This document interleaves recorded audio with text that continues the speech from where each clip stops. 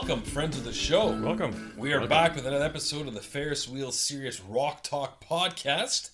A big thanks for your emails, suggestions, and support on our social media platforms. Continue to email us at seriousrocktalk@gmail.com. Find us on Twitter, Instagram, Facebook, and TikTok. Listen to a new show every week.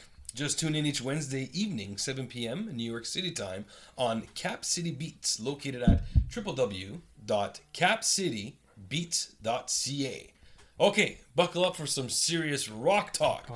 To the left of me, a man who used to write for National Lampoons. That's actually true, Dr. Ian Clarke. And a man who used to write for Reader's Digest to the right of me. That's not true, Stephen Wheeler. It is so true. I read you in the doctor's office in 1982. Every time I used to think of Reader's Digest, I used to think someone was on the can reading that. I always Well, thought that's what it was made for. I was waiting for the doctor, right? Yeah. Oh, man. You ever go to my doctor, believe it or not, had adult magazines. No way. Swear to God. That's your heart rate's going to No, go up. that was back in the 80s where it was cool. Still, your heart rate is going to be like 130. What's wrong with you, Yeah, Kennedy? Only my barber had those magazines. Oh, yeah. Oh, every barber had those. Every barber had those. And you could smoke. So, of course, I was like a skinhead. I went every second week. You again? Yeah, I know. So, yeah. Well, you go there, you have a smoke, a beer, you watch, you read some, gentlemen's magazines. That's life. That's life. Sorry, it's all gone now, though. So what do we got going on to Burner today? Well, you know what? I want to talk about a band that I think is the best Canadian band ever made. You can guess who it is. That's right. The Guess Who. Oh, for a minute I thought you said the Tragically Hip. Oh, I thought I was going to say Offenbach. Jerry Boulet. which I actually know. It's not Rush, Ian? No. Well, maybe the next episode I'll talk about 2112. The Erdouz. It's not even that great of an album, by the way, 2112. I just thought I'd throw a sidebar in there. It's okay. I'm going to talk about that in an upcoming episode. 2112. And their mysterious little forest of people that they... Anyway. Today's time, so... This is thumbnail sketch, the greatest rock band, IMHO. That's right, I know what it means. Originated in 1962 and 65, achieved an international hit with Shakin' All Over under the name Chad Allen and the Expressions. That had been a hit for a British band called Johnny Kidd and the Pirates. Interesting band. It's one of those tragic bands, actually. Anyway, they changed their name to the Guess Who. They found success in the late 60s, early 70s, under the leadership of singer-keyboardist Burton Cummings and guitarist Randy Bachman, with songs including American Woman, These Eyes, and No Time. During their most successful period, they released 11 studio albums. These guys were prolific, actually. They're best known for 1970s American Woman, which reached number 1 in Canada and number 9 in the States. And they had 5 other albums that reached the top 10 in Canada. And they had their greatest hits before the CRTC implemented You Must Play Canadian content in 1971. Please keep that in mind as we talk about they charted in 14 top 40 singles. Like, these guys are so successful in the States and more than 30 in Canada. Disbanded in 75, although bassist Jim Cale and drummer Gary Peterson toured with the Guess Who name after that, and we'll get to that. It's very odd. You know what's odd, though? What's that? The American Woman song, Yeah. the beginning of how the guitar riff started, they actually asked Randy Bachman how it happened. And what happened was that his strings broke. And it's dark on stage, so he's next to Burton's piano, and he's tuning. Because he didn't have anybody to change, so he had to tune the guitar strings. And as he was tuning, that's how that original riff came up. Oh man! It was on. I heard that yesterday on Sirius XM's Classic Vinyl with I'm your host Earl Bailey. So Earl Bailey talked about that, and it was like, I'm like, isn't that convenient? And Ian's gonna be doing the Guess Who. Perfect. Bring it in. No, I mean, that's a great story. It just shows that's great rock and roll. I don't really see Tchaikovsky doing that, but yeah, the guy's tuning the ding ding ding ding. Do that again, ding ding ding ding ding ding ding ding. Well, that's rock and roll. As I said in 60. Oh no, let's go back. Let's go back to the beginning in 58. There's a guy named Chad Allen. Chad Allen was important in the story. He had a group called Chad Allen and the Silvertones, or Allen and the Silvertones. 62, Chad Allen and Reflections. And that group included, Randy Bachman, Jim Cale, and Gary Peterson, 3 of the 4 classic lineups of the Guess Who. So a very strange history with the Guess Who. In 65, as I said, Shaken All Over. Their American label, here it comes, Quality, disguised the single by crediting it rather to the Guess Who as a publicity stunt to generate speculation that it was more of a famous British invasion band. You know, back then it was really cool to be British in the mid 60s. There were a lot of bands coming over, Carnaby Street in London, and a lot of guys actually put on accents to get noticed in rock and roll. There's a number of bands, I won't mention them, but they had adopted fake accents, trying to make people think they're British. So, Guess Who was displayed in the cover. Keyboardist Bob Ashley left the band in 65 due to the rigors of touring. I always wonder what happens to these guys who leave bands just before they break. He was replaced by 18-year-old Burton Cummings, who took on the vocal duties with Chad Allen. A few months later, Allen left. He went back to college, and he became a personality with the CBC for quite a while. And that left Cummings as the sole singer. When Allen departed, Chad Allen, in the Expressions, obviously, wasn't a great subtitle for your band, and they dropped that. And they simply became the Guess Who ? The question mark was dropped in 68. Like, this is the way this stuff happens, folks. It's so happenstance, you know? So, you got Cummings on keyboards, vocals, Bachman on guitar, Cale on bass, Peterson on drums. That's what's known as the classic lineup of the Guess Who. And they had an album in 66 called It's Time, which I don't know. The band continued to release singles. They were moderately successful. They went to the UK, and it was a disaster. They came back poorer than when they went. Problems with work visas. You can see all this, I think, in a Burton Cummings documentary that was made. The poor guys, they almost broke up. But in 67, they were hired as the house band for the CBC radio show, The Swingers, and as the house band for CBC's television, Let's Go, which was hosted by their former bandmate, Chad Allen. You know, it's important that a band like the Beatles had Hamburg, Germany to learn. Important that you have a place to learn and perform and perfect your songs. The Doors had the Whiskey A Go Go and another bar in Los Angeles, and the Guess Who had the CBC. So that can't be overlooked in their history. Yeah, it's pre-Canadian content, but the CBC is also taxpayers' money. So there you go. It's kind of like a government intervention. After seeing the Guess Who on television, a producer named Jack Richardson contacted them about participating in a Coca-Cola commercial. And this became a weird split album. You can get it on Discogs. It's called The Wild Pair. On one side is the Guess Who, and the other side is the 5-man electrical band. And then they call themselves the Staccatos. And you could buy it by mail order from Coca-Cola. Very bizarre. So they got Les Emerson on one side of an LP? Yeah. Oh, it's the 45. Oh. And then Burton Cummings on the other. Wow, that's like... surreal. Well, it's two different extremes. Bizarre. Like, the Guess Who is the Guess Who. They're like But not then. They weren't. Not quite. Well, right now, they're the mecca of Canadian classic rock. Then no they were about just guys on CBC. Yeah, but if you're comparing them on a scale, I don't know where you're going to... I'm not trying to diss... No, let's go. You have to go back to... Now we're going, what's going on? But back in 68, they're just guys from, Winnipeg. They're nobodies. Yeah. They're CBC guys. But now they're... Oh, they're gods. They're Canadian gods.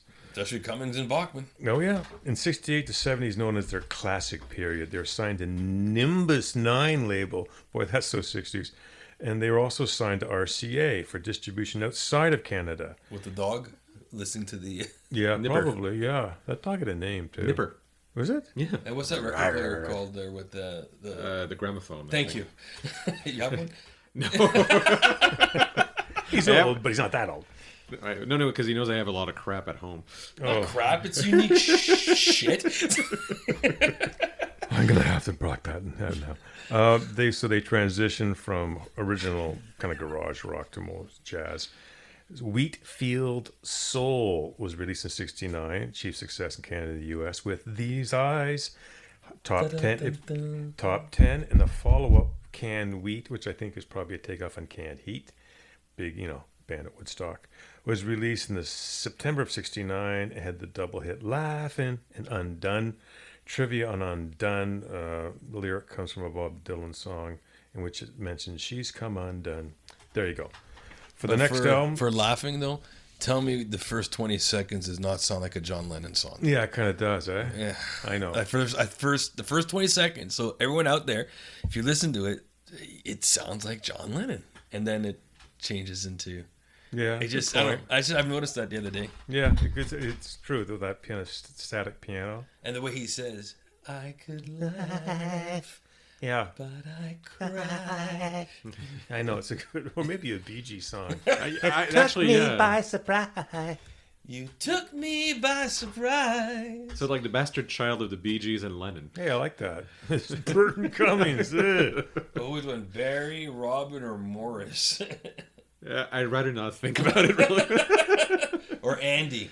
Andy. All right. This made the Guess Who the first Canadian band to achieve a chart-topping single in the United States during the Billboard Hot 100 era. That's an important thought, No Time, No Sugar Tonight also reached high on the singles chart in the U.S. and Canada. Again, these guys did really well. American Woman became a success in the as I said, early months of '70.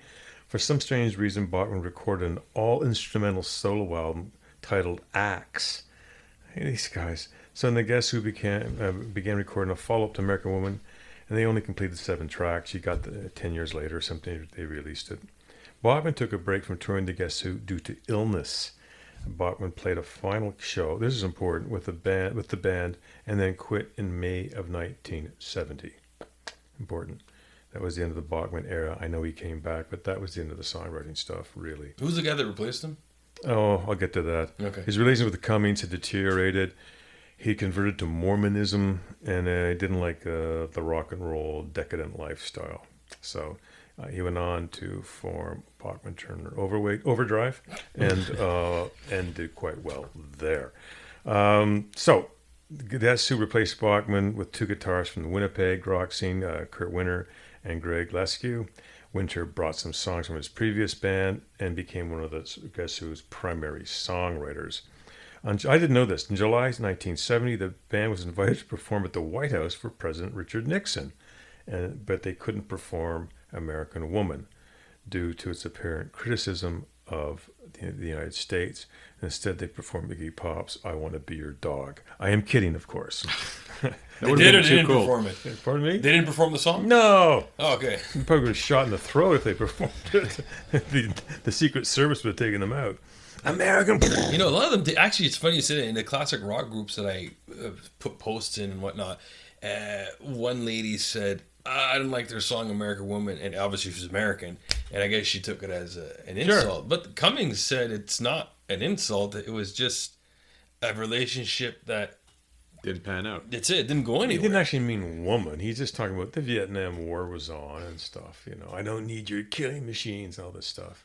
But he's a bit of a hosehead too, so he probably could have been a little more subtle on it. But hey, that's Burton. Well, like you said, but these guys are not great thinkers, great philosophers. No, he's not hanging with Noam Chomsky and sitting down. American woman, stay away from me.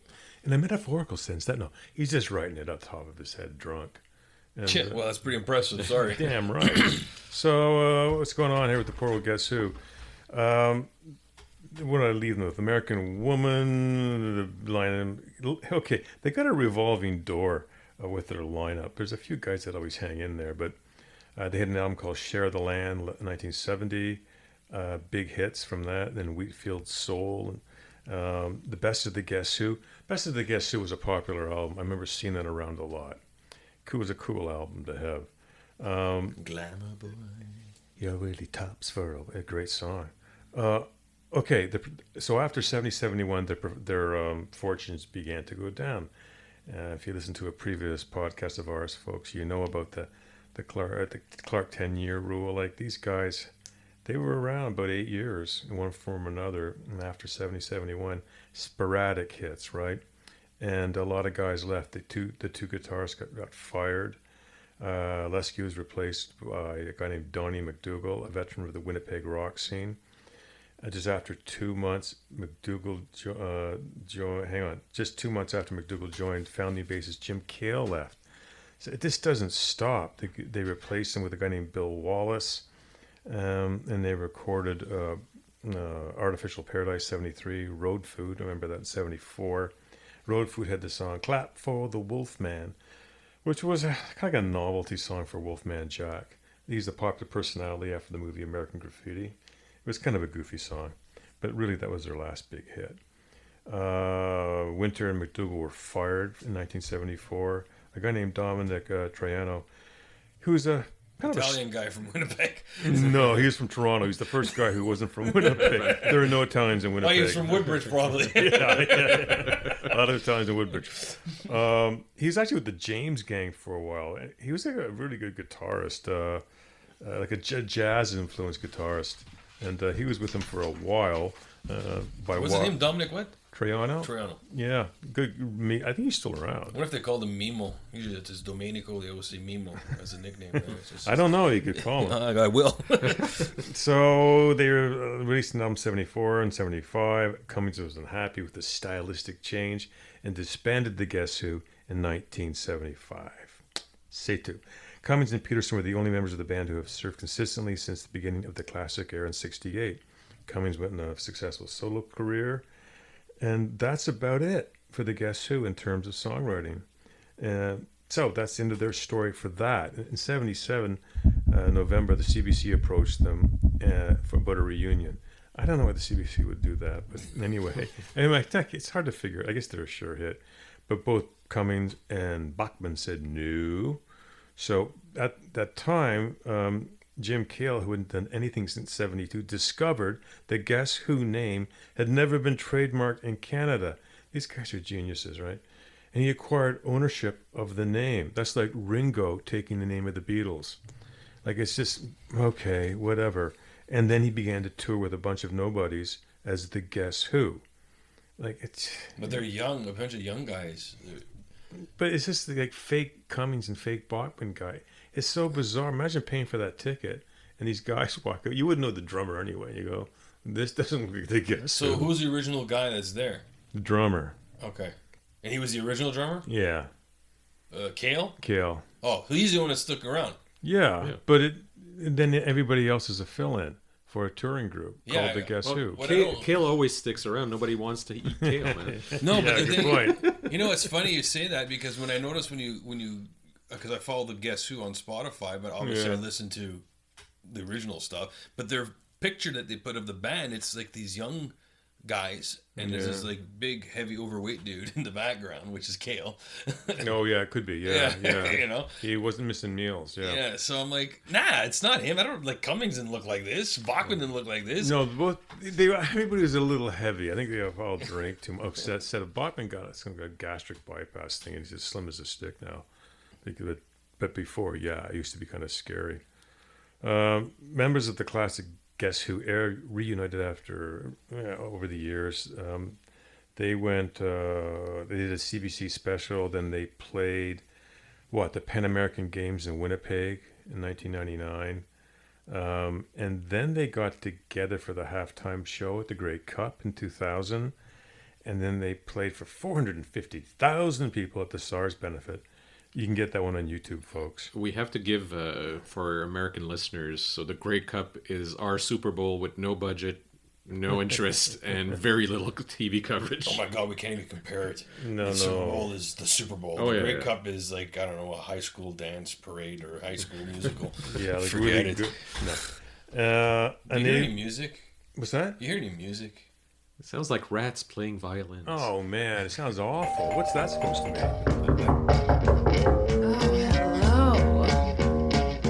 And now it's time for Ian's Knock, a little segment we like to call Affairs with Rock Show, where Ian himself rant and rave about books, reviews, musicians, artists, people, or whatever just does not go his way back then.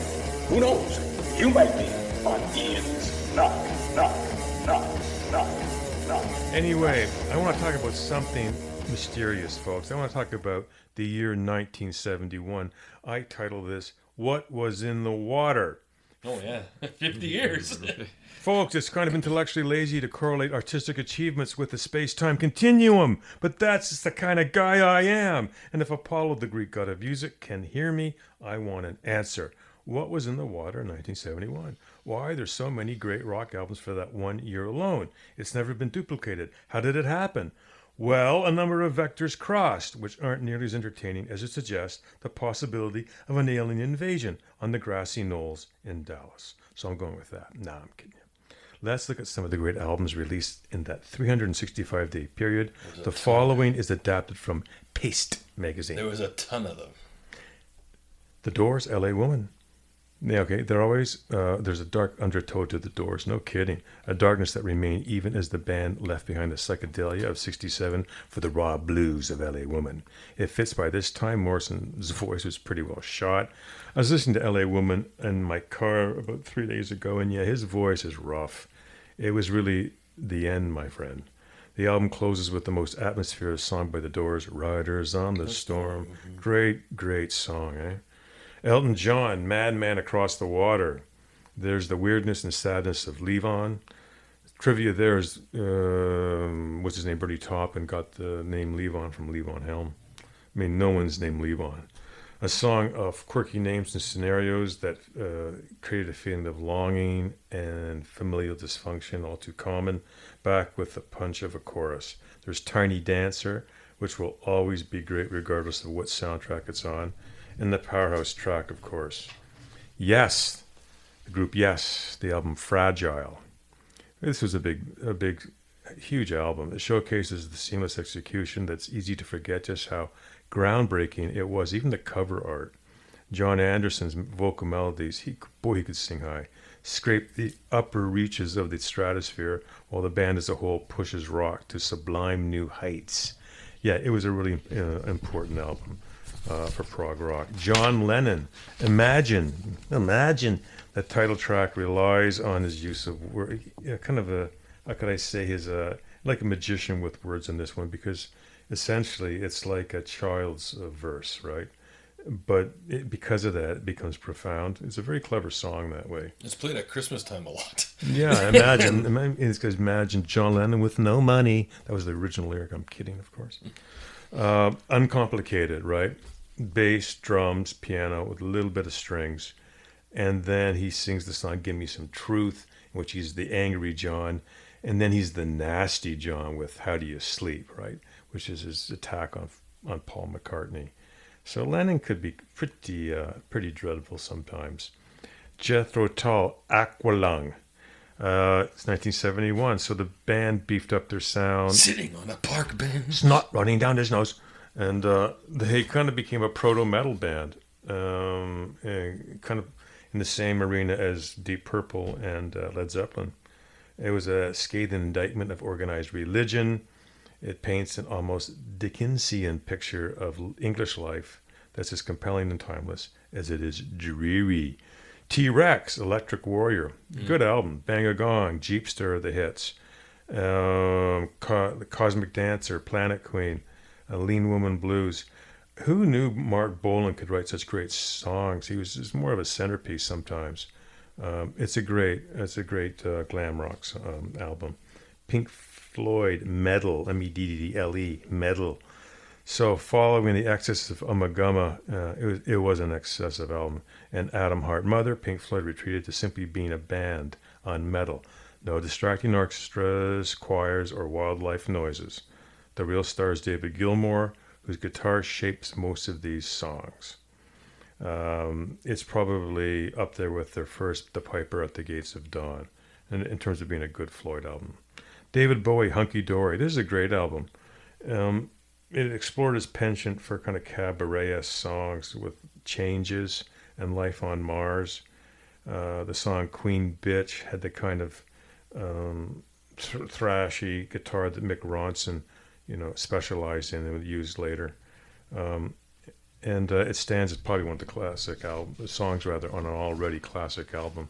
The Allman Brothers, Live at the Fillmore, 71, yeah. That album was ridiculous in that it's so well produced and the musicians are so good that it kind of freaked people out. There's such precision in what they did.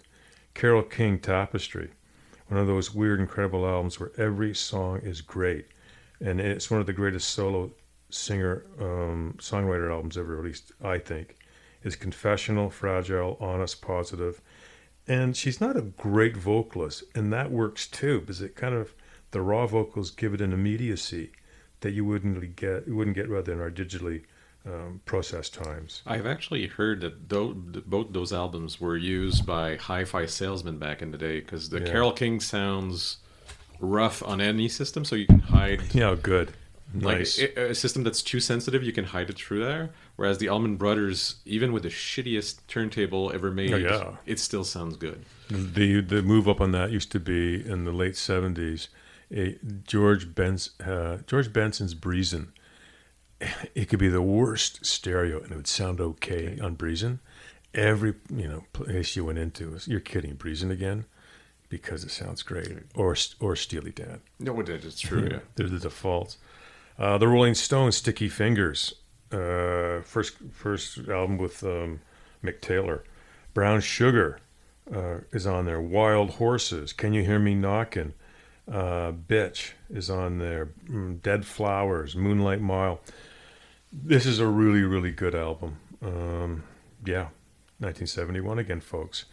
Led Zeppelin 4. It's been called the best hard rock album in history.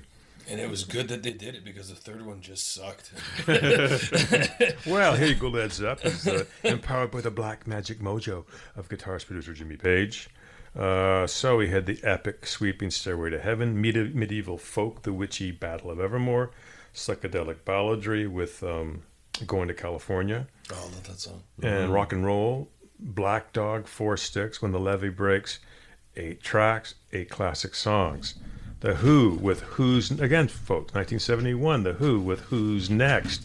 This started as a concept album after Tommy called, Lifehouse. Yeah, that never went anywhere. It's funny, eh? So Townsend, he said it was over ambitious. He scrapped the concept and just put the songs out called On Who's Next. So yeah, you got songs like Won't Get Fooled Again, Behind Blue Eyes, Baba O'Reilly. It is a really amazing album. That's a solid album. It is scary good. Which is the one that has Joined Together? Is it that one? No. Okay. I don't know.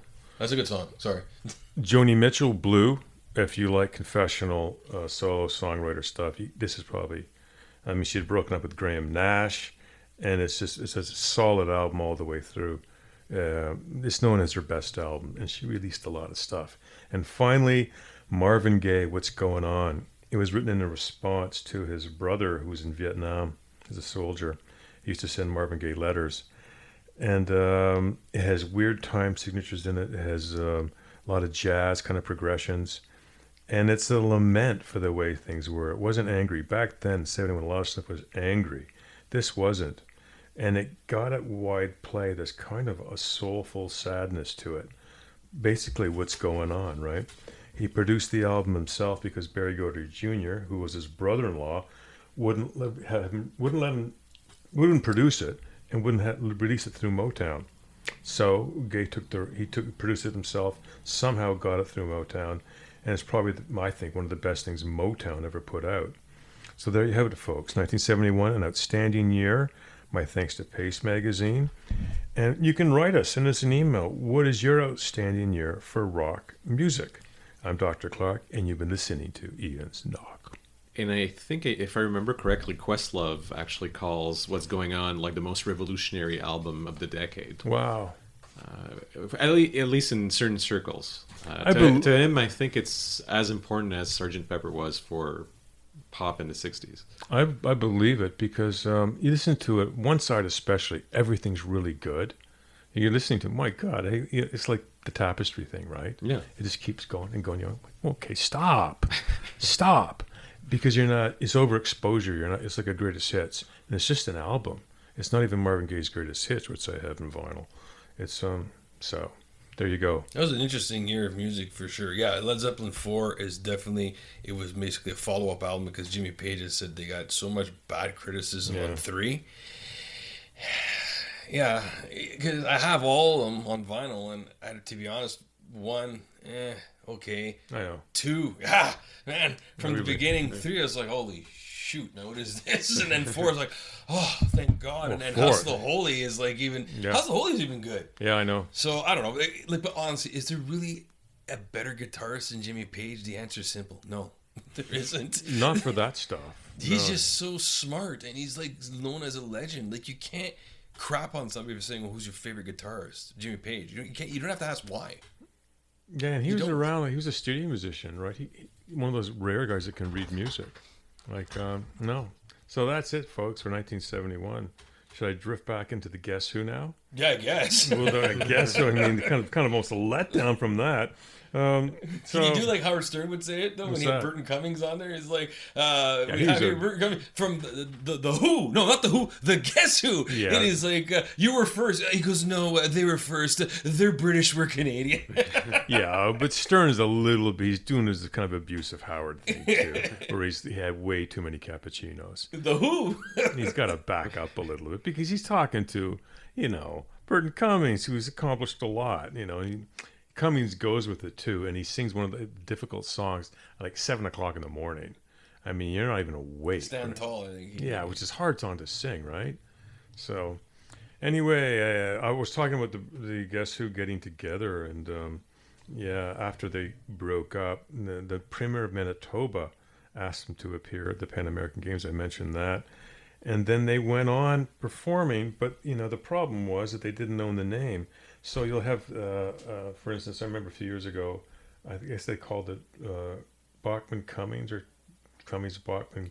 It's Bachman Cummings. Yeah. So they show up. Like, it's goofy when you can't use your original name because no one copyrighted it. It's so dumb. So there you have it, the long and winding road of Canada's best rock band, in my opinion, in terms of songwriting, in terms of longevity. Plus, no rock star, with the exception of David Crosby and John Oates, has ever been so heavily identified with a ridiculous mustache. Burton Cummings. Thank you, and have a good evening. That's it. And for all the listeners, you could email also your suggestions to seriousrocktalk@gmail.com. That's true. Good point. And Ian says, what album did you like from 1971? Or what's your favorite year? Do you think that another year can compare? Or maybe you just like 1974 for some reason. It's like it goes 71, then 81 happened to have like a massive... Yeah, it was good. And then 91 was another year that had, 30 albums that came out of like a kind of like a mixture. Yeah, maybe you're onto something. This 10-year gap. And then 2001, we'll forget it. I know. Anyway, that said, I think maybe there's more to add to our personal story here at the Ferris wheel. And now, Yes or No with Ferris Kennedy, the segment where the sick, drug-addled mind of Mr. Kennedy forcibly asks Dr. Clarke and medicated Wheeler yes or no questions about classic rock, and you get to hear the sick, drug-addled answers. Makes my knees freeze. That's right. It's time for Yes or No. Ding, ding, ding, ding, ding, ding, ding. And as you know, I kind of modified things a little bit and actually got positive feedback on it. So thank you very much for all our listeners and also the constructive criticism of myself. Mostly the constructive criticism of myself. So last time I got you guys with who's better. True. Today I'm going to get you guys with who do you prefer? Not much change. Okay. So you want to know what? You thought it was cruel the last time, right, Wheels? And I've known you. Don't be cruel. cruel. I've known you for a very long time. So to go on the record, I've never been cruel to Wheels in person. Only on the show because we kind of have to, a little bit of humor. Sure. So Ian, I'm going to speak to you now. Okay. Who do you prefer? Well, in general, in life, I'm just waiting for you to look at me. I don't have to look at you, baby. It's radio. Go ahead. You ready? Go. All right. John Lennon. Yeah. Or Paul McCartney. What a jerk. Who do I prefer? I guess pound for pound, Probably Paul McCartney. If I had to knew he was going to say that. I had a feeling he would lean towards John. but not in But a he said long pound for pound. McCartney's slightly pudgier. Well, also Lennon, is going to be acerbic and bitchy after a while, and maybe burn a hole in your. After a heart. while, the last 10 years it was every So single McCartney day. is your choice, sir? I go with Paul. Yeah, why not? That's the thing. All right. Mick Jagger I know what you're going to say. or Keith Richards? Keith Richards. There's no question Okay. about it. Roger Daltrey or Pete Townsend? Oh, Daltrey. Okay. David Lee Roth or Eddie Van Halen? Oh, Eddie. Oh, yeah. I think You're an ass. No. Roth is obnoxious. Robert Plant Yes. or Jimmy Page? Oh, probably. Oh, they're both equal. Guys, that's interesting. I would probably go with Robert Plant. Yeah. Okay. George Harrison or Eric Clapton? They shared a wife or something, right? I shared a wife and maybe a car and a bottle of booze. I would go with George Harrison, I guess. Bit of a Wow. I'm impressed. Clapton's kind of a anyway. All right. Steve Tyler or Joe Perry? Oh Jesus, please. If I had to, I would probably. Oh God, probably Joe Perry, because he wouldn't say much. Okay. Billy Gibbons Yeah, or John Fogerty? I would go with Gibbons. Fogerty's kind of a bitter guy. Neil Young Yeah. or Tom Petty? Oh wow. Because I know you don't like both of them that much. Well, I guess I would go with. I think I'd go with Tom Petty. Really? Yeah, Holy cow. because he's You could have laid. played with trains with Neil Young. No, but he's a laid back Florida. He was a laid back Florida guy. That's probably going to say, "Let's All get right. something to eat." Burton Cummings Yeah. or Randy Bachman? Oh, I think that Bachman. If I had to prefer, like, I'm thinking of hanging with the guy. That's the way I'm looking at this. I would prefer Bachman probably. Okay. Better burgers. Yeah, much better burgers. Bono or The Edge? Edge, easy. I think so. Yeah. All right. John Mellencamp Melonhead, yeah. or Bob Seger? Oh, I would go with Bob Seger. He's Ooh, about 97 and he's completely mellow and it'd be no problem. And this one here, I thought I'd throw a weird one in there. Rick Ocasek or Okay. Elvis Costello? I think that I think I'd probably go with Elvis Costello. He knows a lot about music, so All right. Wheels, Yes, sir. Roger Waters or David Gilmour? David Gilmour, nicer human being. Phil Collins or Peter Gabriel? Oh. To talk music, Peter Gabriel, but for the fun of it, Collins. John Bon Jovi or Richie Sambora? Ooh. no, I know who I'd go for. Just because he's cute as a button. John is. Bon Jovi. Yeah, Okay. still has his hair too. Roger Hodgson or Rick Davies? Ooh. They're almost identical in some Yeah, ways. Davies. Let's go with Davies. Yeah, it was to me. Hodgson had the distinct voice. That's Yeah. Stephen Page or Ed Robertson? Stephen Page. Okay. Better Coke. Good point. No. He just seems like a really nice guy. Well, they all look like nice guys, Yeah. but he looks like he has more stories. Okay. Bon Scott or Brian Johnson? Ooh. Brian Johnson's a really good collection. He used to have sports cars, so He was a mechanic. yeah, Yeah. that's right. I'll go with that, actually. Yeah. For the same reasons. All right. Angus Young or Malcolm Young? Malcolm seems slightly mellower. Yeah, He's also underrated, I find. yeah, I think so. So you're going with Malcolm? Yep. Okay. Kurt Cobain or Dave Grohl? Oh, Dave Grohl. Yeah. I need to have the week. Oh my God. Especially just to avoid Courtney Love. Oh, jeez. Brad Roberts from Crash Test Dummies, for the American listeners to get Yeah. or Colin James?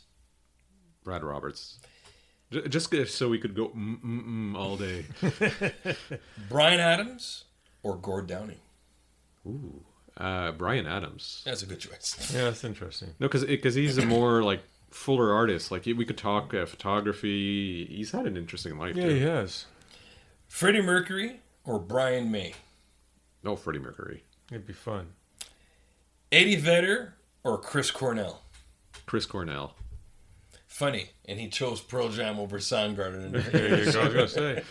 And the last one, Anthony Kiedis or Flea? Oh, Flea. Okay. Flea looks like a ton of fun. Limited though. Yeah, I know. Well, After about 10 minutes or so. Well, exactly. No more than an It's a hour. flea powder, yeah. And that's what I have for the... Wonderful. who Very do you prefer, interesting. Yes or no? Nice. Well, with that, we're just going to slide into a wonderful vinyl review. Oh, that's what the hot, steaming bath of black liquid over there is. Oh, hello. The music at night, it sounds bright on Wheeler's turntable. He shines a light, he keeps his vinyl in sight, and gives you his magnificent review. Now here's a clue we have for you. It's time for Wheeler's Vinyl Review. So today we're going to talk about Tattoo You. Oh, wow. 40th edition came out. No way. Exactly, yeah, Really? exactly. I have it. 40 years. I'll show it to you after the show. And my God. which I think we can say is the last good album the Rolling Stones ever I'm put going to up. side with you barely. Voodoo Lounge was good.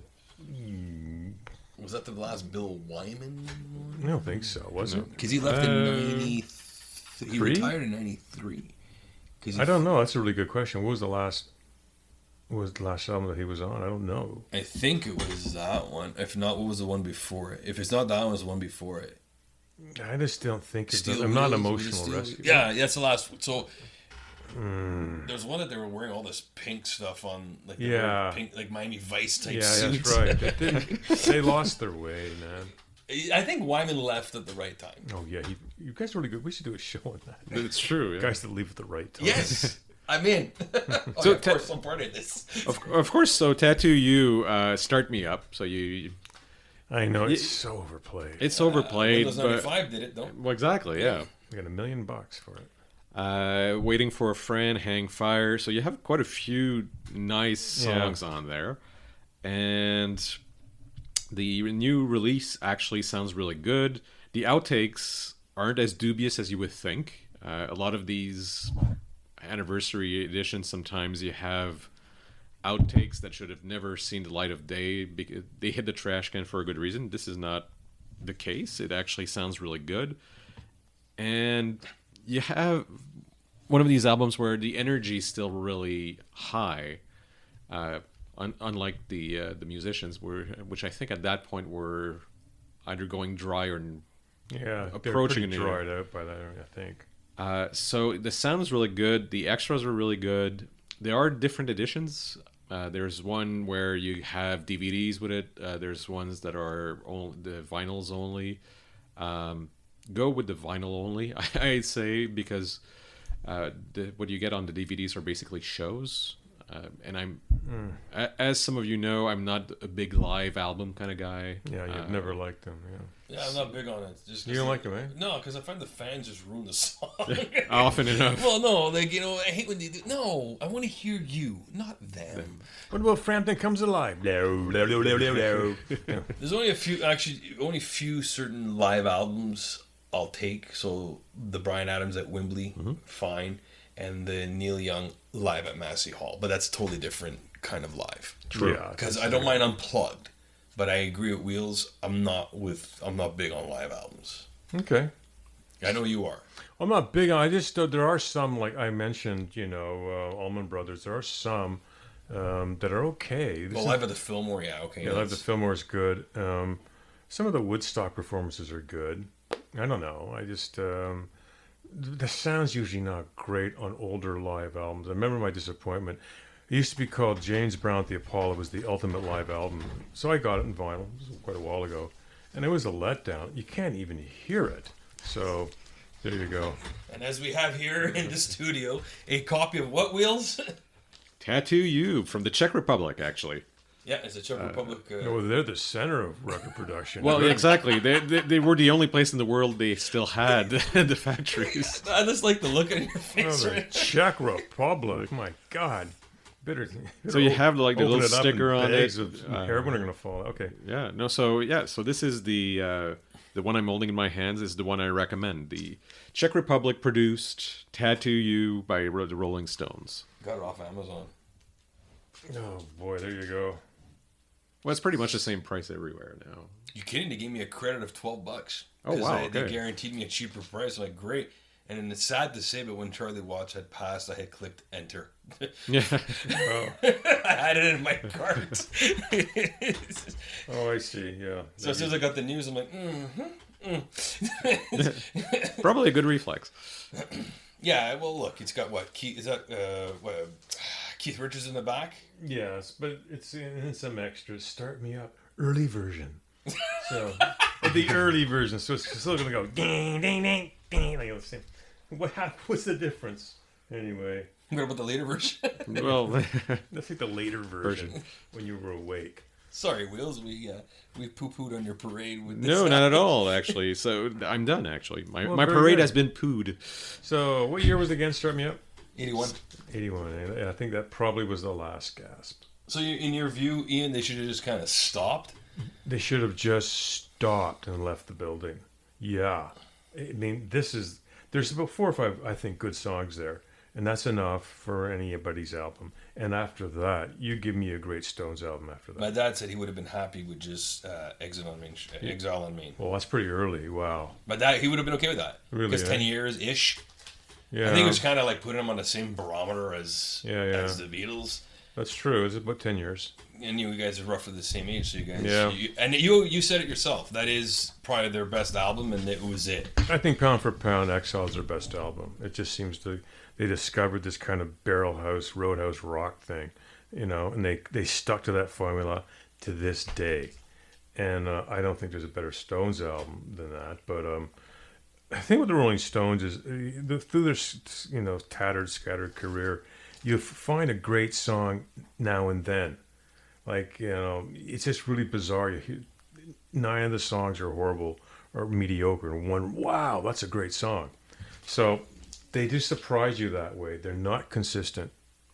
Well, they got 9 unreleased songs here. And they're probably unreleased for a really good reason. Because they probably weren't all that great. Yeah, probably. I'm sorry.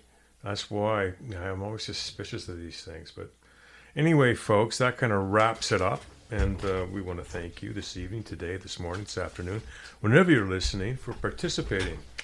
And with that, I'm signing off. Dr. Ian Clarke. Stephen Wheeler. And I'm Kennedy. Bye-bye. Goodbye.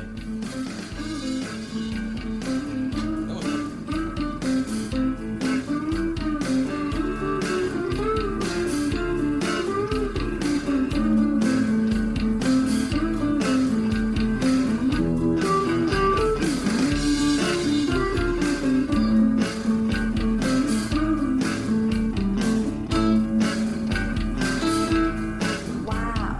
Ha